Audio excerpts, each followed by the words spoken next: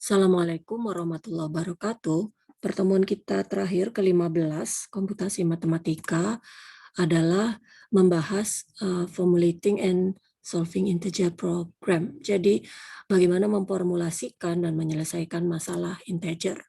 Di sini dalam banyak metode optimasi atau aplikasi dari optimasi eh, diperlukan mendapatkan variabel keputusan yang nilainya integer. Jadi di sini misalkan toleransi suatu solusi di mana seorang general manager mau menghasilkan 1.524.328,37 Chevrolet gitu ya. Mungkin agak sedikit kebingungan rekomendasinya mau di-up-kan, mau di pembulatan ke atas atau mahasiswa pembulatannya ke bawah gitu. Akan tetapi studi lain juga bisa merekomendasikan bahwa jumlah optimal dari pesawat terbang pembawa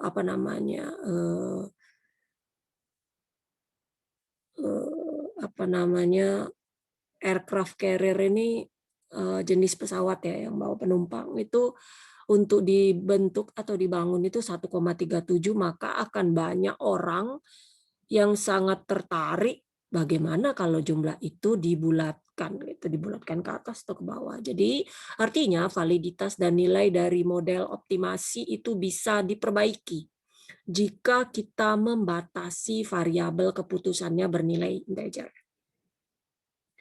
Di sini, di Linggo misalnya, salah satu cara untuk mengindikasikan variabel X itu harus bernilai integer adalah dengan pendeklarasian @gen X, gitu ya, general integer. Kunci penting di sini adalah bagaimana kita mau menspesifikasikan pembatasan tersebut. Ya, tampaknya kalau dilihat nantinya kelihatannya mudah, kadang-kadang juga cukup sulit untuk menyelesaikan masalah dengan memiliki pembatasan seperti ini. Metode untuk memformulasikan dan menyelesaikan masalah dengan pembatasan integrality integer itu disebut pemrograman integer. Tipe-tipenya ada murni, campuran. Kalau murni artinya semua variabel keputusan harus integer. Kalau dalam formulasi mix, hanya variabel tertentu saja yang bernilai integer. Sisanya adalah continue, artinya ini adalah real. Gitu ya. Kemudian ada 01 versus general. Kalau 01 itu nilainya hanya dibatasi 0 atau 1. Oleh karena itu, beberapa kode pemrograman integer dibatasi nilai 0 atau 1. Kalau general berarti integer, value-nya bisa berapa saja, gitu ya, real saja. Keintegeran ini memaksa keintegeran yang memperkuat kemampuan itu akan menjadi lebih power, lebih kuat daripada pembaca sadari. Penggunaan variabel integer dalam model seperti variabel 01 itu menunjukkan keputusan pergi atau tidak pergi, lakukan atau tidak lakukan. Gitu. Sangat penting mungkin saja karena kebanyakan masalah program integer yang real itu adalah varietas atau memiliki variasi yang nilai variabel keputusannya 0 atau 1. Kemudian kita lanjutkan bagaimana mengeksploitasi kemampuan IP, yaitu aplikasi standarnya. Misalnya di sini ada di bab-bab bagian-bagian berikut ini itu menunjukkan komplikasi, kerumitan sepanjang metode untuk menghubungkannya ke dalam formulasi IP.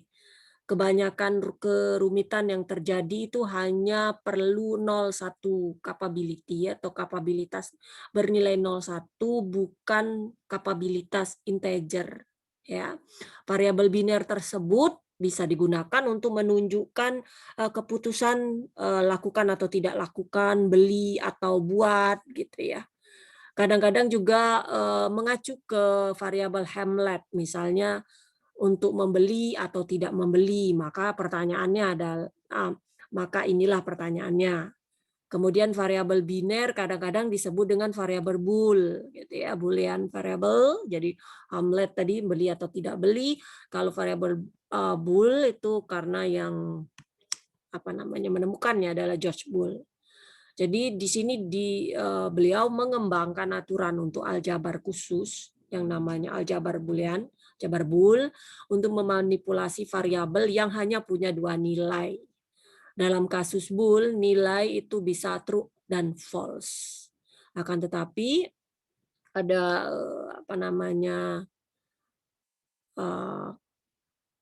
kekeliruan minor gitu ya, membawa kita pada true itu bukan kekeliruan ada semacam leap konseptual minor, jadi perubahan gitu untuk menunjukkan true itu jadi nilainya 1 gitu. False itu nilainya 0.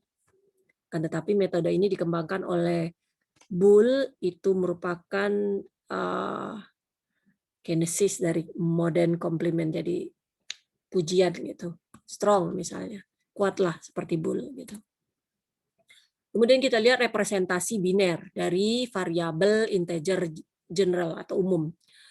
Beberapa algoritma mengaplikasikan masalah itu dengan variabel integer 0, 1. Jadi secara konseptual tidak ada batasan. Misalkan variabel integer umum dengan ring-nya berhingga bisa ditunjukkan sebagai variabel 01, set dari variabel 01. Kalau kita membatasi X itu nilainya 0 sampai 15, kita perkenalkan 4 variabel 01, yaitu Y1, Y2, Y3, Y4. Gantikan ya kemunculan dari X dengan Y1 plus 2 Y2 gitu, plus 4 Y3 plus 8 Y4 gitu. Catatan, untuk setiap integer yang mungkin dalam 0 sampai 15 itu bisa ditunjukkan dengan beberapa pengaturan nilai Y1, Y2, Y3, Y4 gitu ya. Jadi kalau kita buat 0 itu Y1 gitu, 2 kali Y2, 0, 1, 2 itu 1, berarti 2 kali Y2 gitu, 4 kali Y3 dan seterusnya. Jadi kita bisa, ini paham ya, kita tinggal misalkan saja kalau Y1-nya 0 gitu kan, kemudian Y2-nya adalah 1, maka berarti Y2 di 1 ini adalah 2 kali Y2. 2 Y2. Oh, kalau kita lihat 4 Y3 berarti ini berarti Y2-nya. Kalau 1 berarti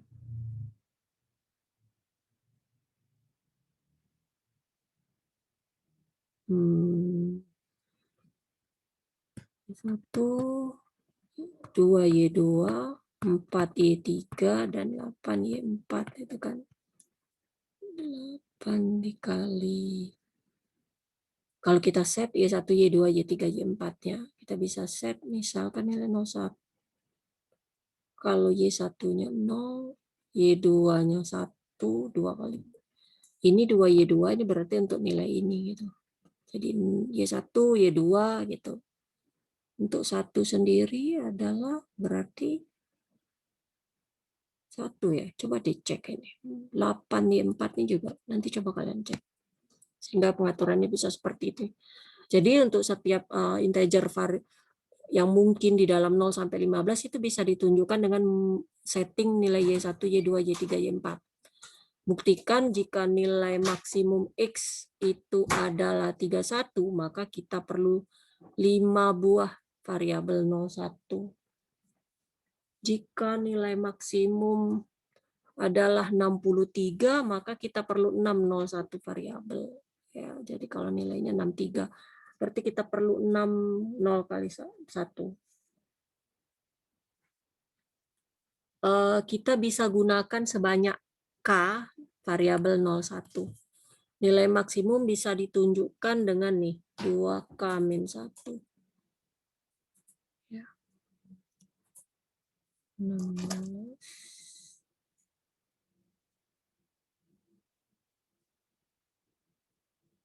Ya, jadi rumusnya pakai seperti ini.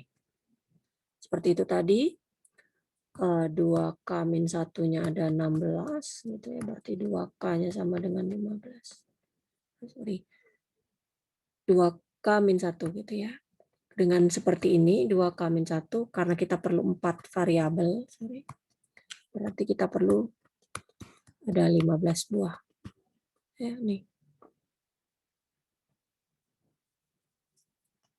Kalau kita perlu 4 variabel gitu ya. Jadi kita bisa tuliskan Vmax-nya itu adalah 2K min 1.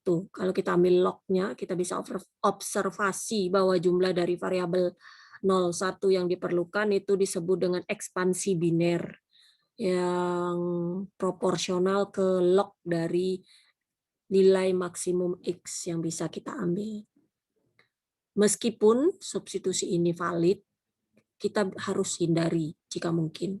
Kebanyakan algoritma program integer itu tidak sangat efisien kalau diaplikasikan ke model yang memuat substitusi ini. Itu ya sebenarnya. Pertama kita lihat kasus kendala size batch-nya minimum.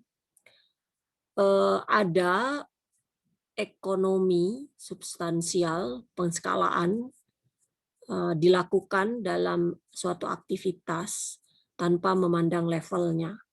Maka banyak pembuat keputusan itu menspesifikasikan ukuran batch minimum untuk suatu aktivitas. Misalnya ada perusahaan besar yang perlu memerlukan syarat kalau Anda membeli saham dari firma tersebut, maka harus setidaknya membeli 100, misalnya seperti itu. Maka variabel 01-nya bisa diletakkan pada pembatasan ini.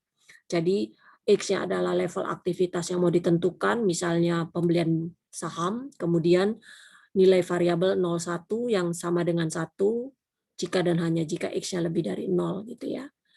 B itu adalah ukuran batch minimum, yaitu tadi 100, dan U adalah batas atas yang diketahui untuk nilai X. Jadi ada dua kendala yang ditambahkan ke kondisi atau ke syarat size batch, yaitu U-nya kurang dari sama dengan UY, ya. Kemudian BY-nya kurang dari sama dengan X. Kalau X-nya sama dengan 0, maka kendala pertama itu akan menjadi 0, ya kan? Karena Y-nya 0, di sini memaksa menjadi 0. Jika Y-nya sama dengan 1, maka kendala keduanya memaksa X untuk setidaknya B. Ya kan, kalau ini 1, Y-nya 1, maka B kurang dari sama dengan X. Kalau ininya Y-nya 0, maka X kurang dari sama dengan 0. Gitu kan? Kendala konstanta U harus dipilih betul-betul. Alasan keefisienan komputasi haruslah sekecil mungkin. Ya. Di sini beberapa paket IP itu memudahkan menunjukkan bahwa persyaratan size batch yang minimum yang disebut dengan variabel yang semi-kontinu. Variabel X itu dikatakan semi-kontinu kalau 0 atau dalam ring X-nya antara B sampai tak hingga. Tidak ada variabel biner yang diperlukan untuk ditunjukkan. Yang pertama masalah constraint batch minimum. Yang kedua adalah masalah charge yang fix gitu, yang tetap gitu ya. Ada situasi yang cukup dekat dengan situasi size batch minimum, di mana fungsi biayanya adalah aktivitas dari tipe linear plus yang di fix atau ditetapkan. Jadi dikasihkan di gambar ini. Jadi fix plus linear cost curve. Jadi kurvanya, kurva biaya linear yang fix, yang plus fix. Ini ada slope, jadi dalam 2 dimensi ini U, jadi variabel datarnya, dan apa namanya, sebagai sumbu vertikalnya. Kita definisikan X, Y, U seperti sebelumnya, dan K adalah biaya fix yang terjadi jika X lebih dari 0. Ya, maka komponen ini harus muncul. Jadi minimum KY plus CX plus bla bla bla dengan UX kurang dari sama dengan Y, UY, bla bla bla. Kendala dalam terms dalam suku KY itu adalah dalam fungsi objektif itu mengimplikasikan bahwa X tidak boleh lebih dari 0 kecuali biaya K itu terjadi. Sekali lagi, untuk keefisienan komputasi, U itu haruslah sekecil mungkin. Kemudian kita lanjutkan masalah lokasi pabrik yang simple, gitu, yang sederhana. Jadi simple plan location problem adalah sering terjadi dalam masalah fixed charge.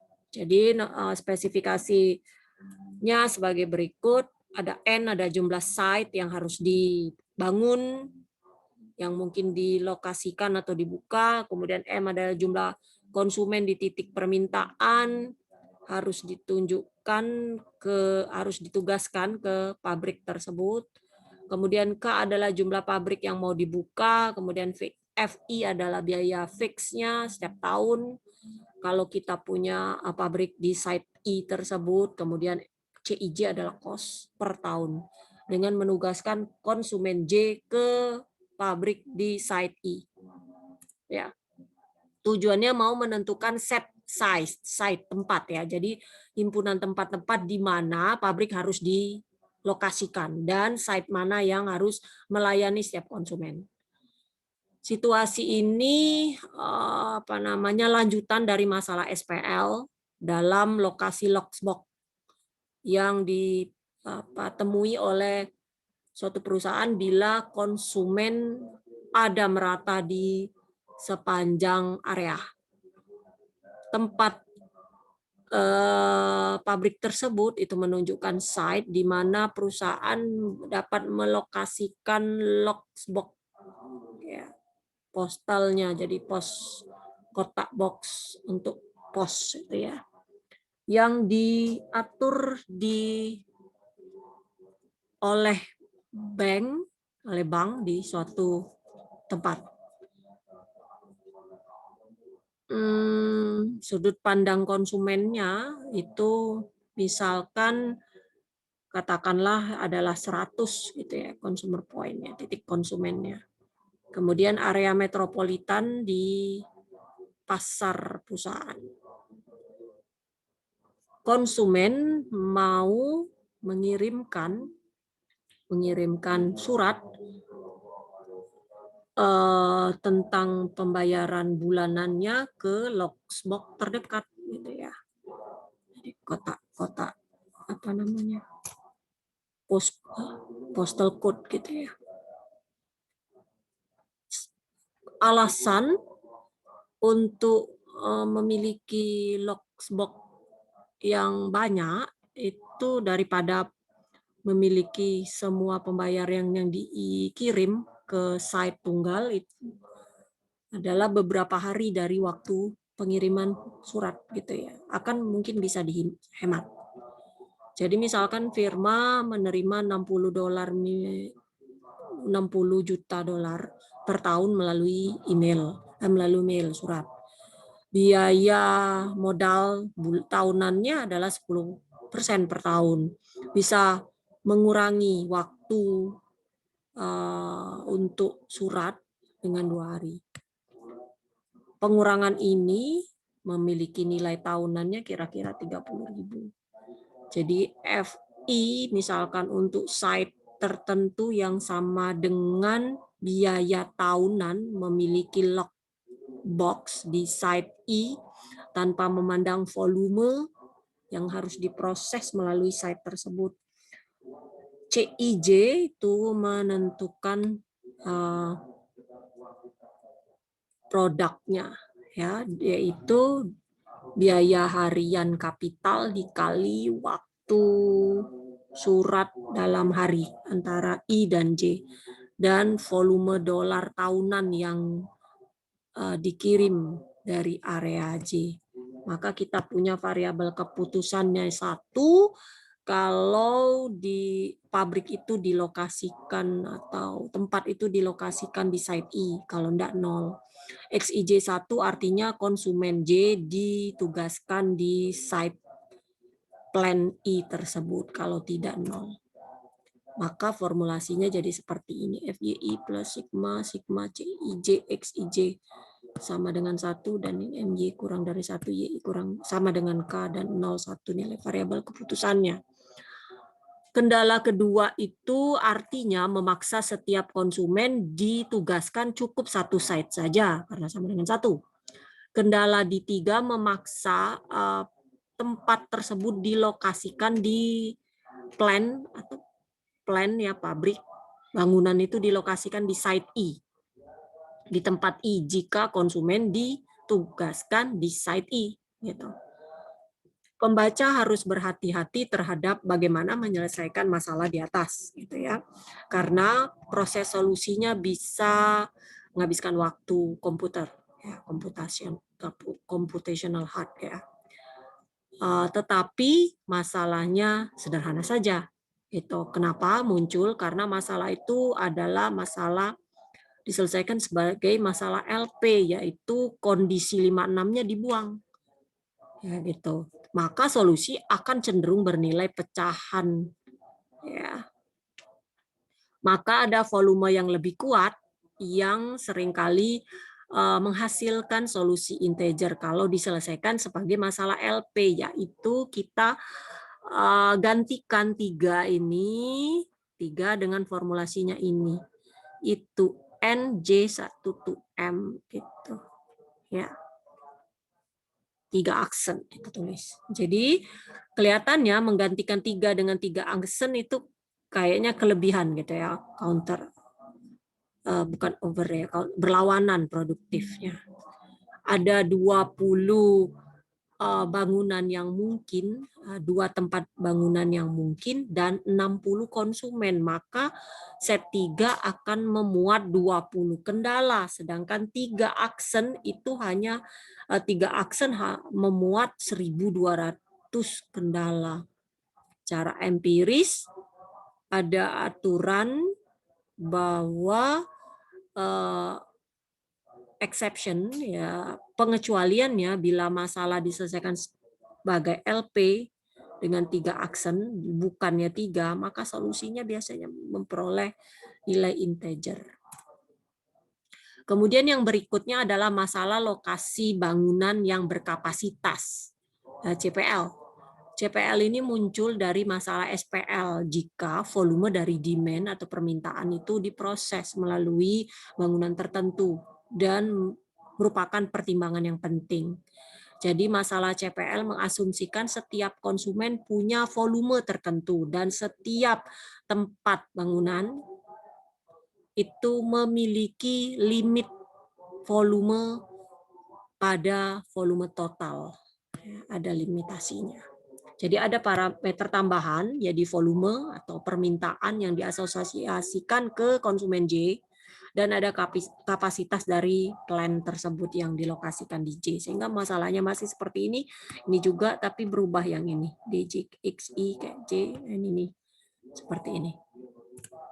Ya. Ini adalah versi sumber tunggal, ya.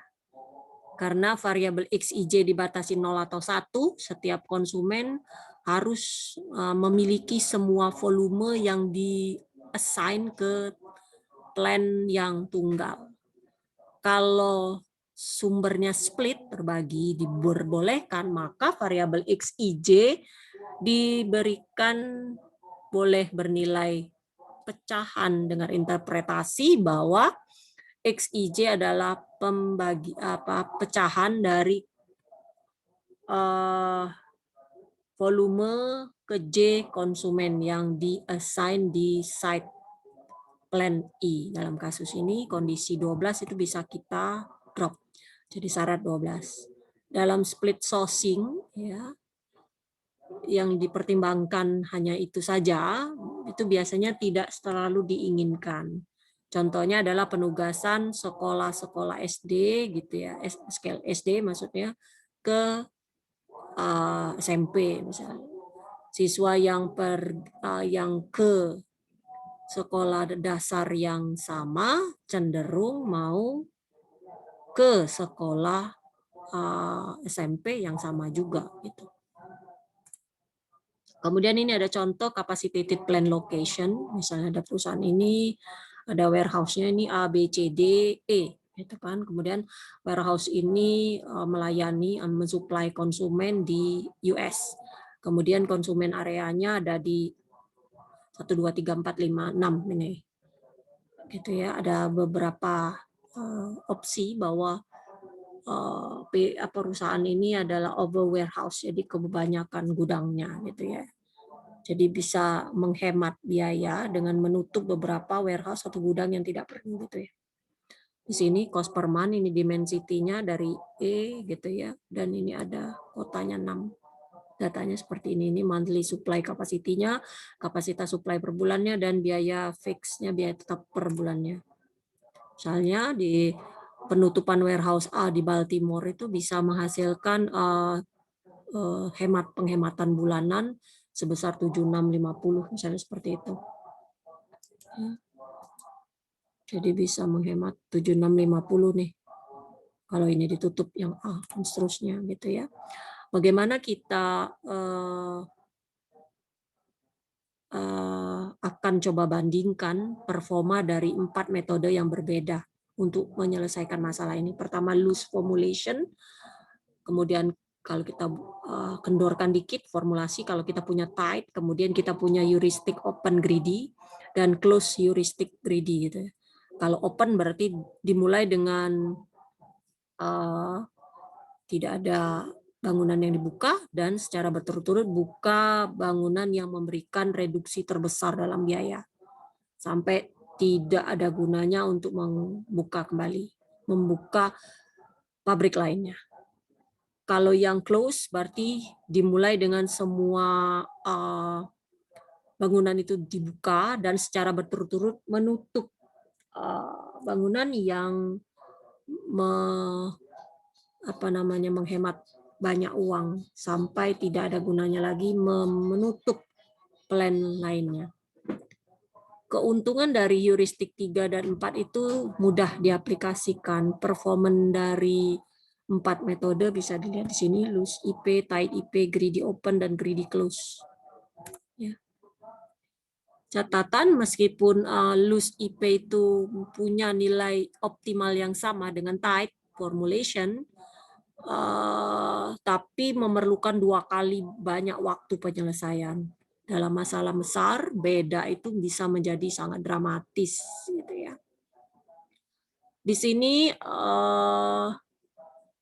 ada masalah lot sizing dynamic single product, N jumlah periode, DJ adalah demand yang diprediksi, kemudian F itu tetap fixed cost, dan HI adalah biaya per unit dari produk. Ya, maka kita bisa nyatakan masalah lokasi problem sederhana kalau kita definisikan ini DJ dikali sigma HT, yaitu CIJ. Jadi CIJ itu adalah cost atau biaya mensuplai demand periode ke J dari periode I, dari produksi periode I. Setiap periode dapat dianggap sebagai site tempat bangunan potensial dan juga konsumen.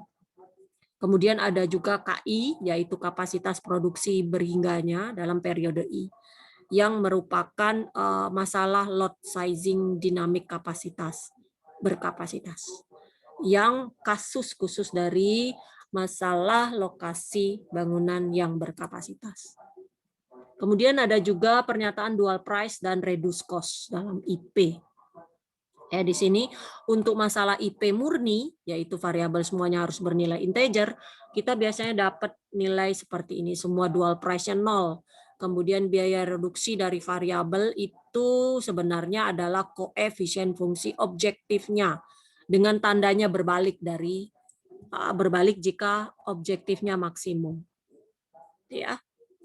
Kalau untuk mixed integer program dari masalah integer campuran, dual price itu bisa menjadi ketertarikan tersendiri. Misalnya untuk masalah lokasi bangunan di mana variabel lokasinya perlu integer, tapi variabel kuantitasnya kontinu, maka variabel dual itu diberikan dari masalah kontinu di mana lokasi bangunan itu dispesifikasikan terlebih dahulu di lokasi optimal. Sekarang kita lihat bagaimana kita merepresentasikan kurva biaya general umum dengan economies of scale. Ini lihat konkav ya, hampir konkav. Konkav tapi piecewise gitu, nggak mulus, nggak smooth. Jadi per step-step seperti ini, tapi konkav, terbuka ke bawah. Ini slope-nya ada 3 segmen jadinya ya kan. Kemiringannya ada 3 segmen karena dia piecewise. Tadi yang satu sini, yang kedua sini, dan yang ketiga sini. Gitu ya. Perpotongan K2 dan K3 itu ditentukan dari formula KI plus 1. KI plus CIUI min CI plus 1. Nih ya kan. Perpotongannya.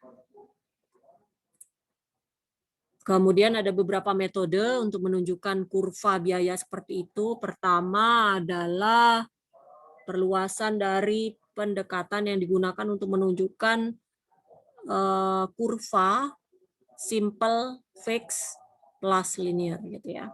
Jadi metode ini cukup memuaskan kalau hanya ada beberapa dari kurva di dalam model keseluruhan atau jika kurva tersebut hanya punya 1 atau 2 breakpoint. Jadi nilainya I-nya sama dengan 1 kalau ini, kalau enggak 0 berarti, dan X sama dengan X. Jadi formulasinya ya bentuknya seperti ini. Ya. Kalau muncul X, kita bisa gantikan dengan X1 plus X2 plus X3 gitu. Seterusnya. Ini contoh, baca aja sendiri, define variable. Jadi formulasinya kita tulis seperti ini. XI kurang dari sama dengan 1000 Y1, X2 kurang dari 5000 Y2 ini kan. Kemudian Y1 plus Y2-nya kurang dari sama dengan 1. Ya. Bin Y1 bin Y2 ini maksudnya ya. Kalau non-linear cost curve, jadi bentuknya bisa seperti ini. Piecewise juga. Ini. Kita buat constraint-nya W1 plus W2 sampai WN sama dengan 1. Gantikan kemunculan X itu dengan ekspresi ini, sehingga yang ini juga.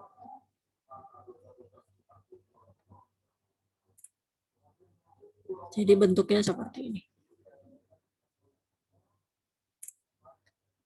Kemudian bagaimana mengkonvert fungsi separable gitu ya. Yang tadi itu hanya berlaku untuk fungsi nonlinear dari satu variabel.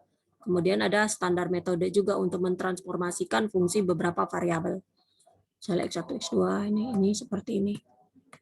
Ya, kita ubah saja. Kemudian outline dari metode program integer gitu ya.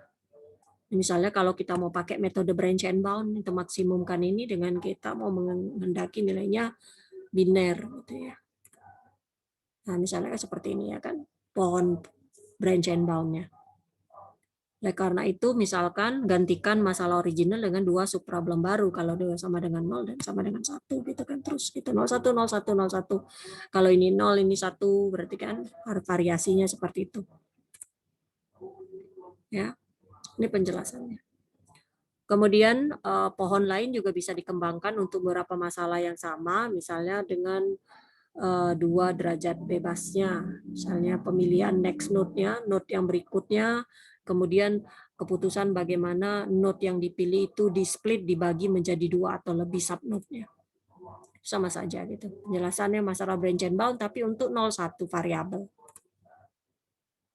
Ya. Kemudian pengambilan keputusan menurut ketidakpastian, menurut pemrograman ketidakpastian dengan pemrograman stokastik. Jadi kita harus bisa identifikasi dulu apa sumber ketidakpastiannya. Misalnya weather nih, misalnya stockpile supplies dari fuel atau road salt, ini contoh-contoh masalah ketidakpastiannya. Kemudian adalah masalah keputusan yang berhubung mau melepaskan air gitu di